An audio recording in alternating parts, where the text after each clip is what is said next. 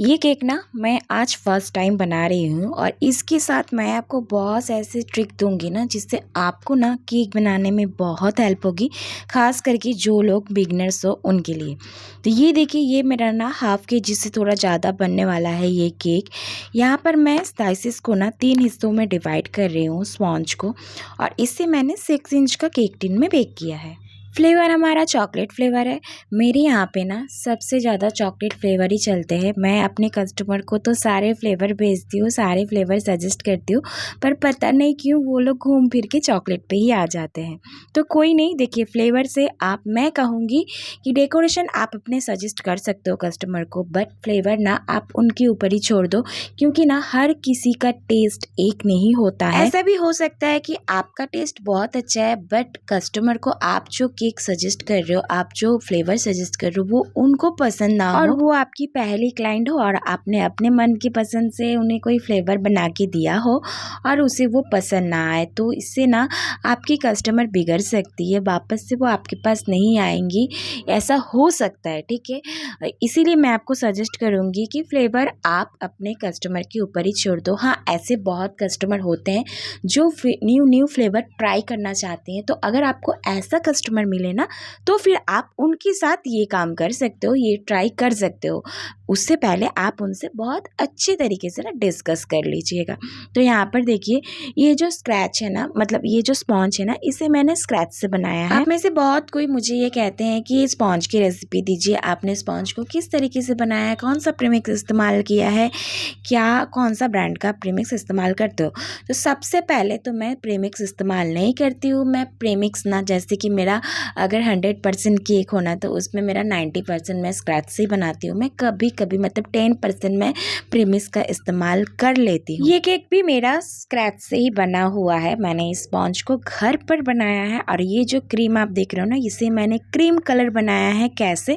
तो जैसे मैंने आपको स्क्रीन पे दिखाया, येलो कलर का ना, बस थोड़ा सा, मतलब एक ड्रॉप भी आपको नहीं लेना है, एक ड्रॉप से भी थोड़ा सा कम अपने क्रीम में मिक्स करना है। तो कुछ इस तरीके का ना लाइट शेड का एक आपका ऑफ वाइट कलर आ जाएगा। ओके, तो चलिए अब सबसे पहले ना हम इसे करेंगे फिनिशिंग। तो फिनिशिंग आपका बहुत ज़रूरी है। आप जितना अच्छे से फिनिशिंग करोगे ना, नीट एंड क्लीन, उतना अच्छा आपका केक का डेकोरेशन आएगा निखर कर। इस केक की ऑर्डर ना मेरी एक फ्रेंड ने ही मुझे किया था। उसने मुझे कम से कम 1 से 1.5 महीना पहले ही इस केक को कंफर्म कर दिया था। एडवांस भी उसने मुझे पेमेंट कर दिया था। तो चलिए यहाँ पे देखिए, डेकोरेशन ना ये फर्स्ट टाइम मैं बना रही हूँ। मैंने इतने सारे केक बनाए हैं, बट ऐसा थीम का केक ना मैं फर्स्ट टाइम बना रही हूँ। ये मैंने बहुत टाइम से मतलब सोचा था कि मैं ऐसे बनाऊंगी, अगर कस्टमर के पास से ऑर्डर ही नहीं आएगा तो हम इसे बनाएंगे कैसे, है ना।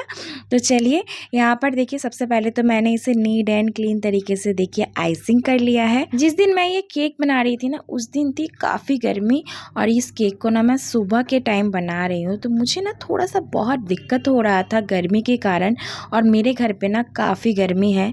मैंने साइड में फ़ैन भी ऑन किया था, बट गर्मी बहुत ज़्यादा था। तो देखिए, ऊपर मैंने कुछ ऐसे फ्रिल वाला डिज़ाइन किया था, और साइड में मैंने पहले ऑयल ब्रश से कुछ डिज़ाइन किया था। अब ना साइड में देखिए, मैंने एक छोटा सा पैलेट नाइफ लिया है, और उससे ना मैं कुछ इस तरीके से एक डेकोरेशन करूँगी, जो कि मैंने आपको पहले वीडियोस में भी बताया था। एक्चुअली मेरी फ्रेंड ने ना मुझे एक फ़ोटो भेजा था। उसने कहा था कि उसे ऐसा कुछ केक चाहिए, अब बाकी तुम अपने तरीके से सुंदर से इसे बनाकर रेडी कर देना। ओके, तो यहाँ पर देखिए, मैं कुछ इस तरीके से पैलेट नाइफ़ की मदद से एक छोटा सा इस तरीके से डेकोरेशन कर रही हूँ। अगर आपके पास पैलेट नाइफ़ नहीं है तो कोई बात नहीं, आप अपने घर पे रखे हुए चम्मच से भी ये डिज़ाइन कर सकते हो। आप देखिए, मैं इसकी जो टॉप का जो कॉर्नर है ना, उसे मैं पूरा गोल्डन फ्लेक्स से ना कवर करूँगी। पर यहाँ पे देखिए, बहुत ज़्यादा गर्मी था, जिससे ना मुझे ये काम करने में थोड़ा प्रॉब्लम हो रहा था। बार बार जो अपने गोल्डन फ्लेक्स है ना, वो मेरे हाथों में चिपक जा रहे थे, और वो जो छोटी वाली चिमटी आती है ना, वो भी मुझे उस टाइम पे मिल नहीं रही थी कि कहाँ है। तो मुझे ये काम करने में ना काफ़ी टाइम लग गया।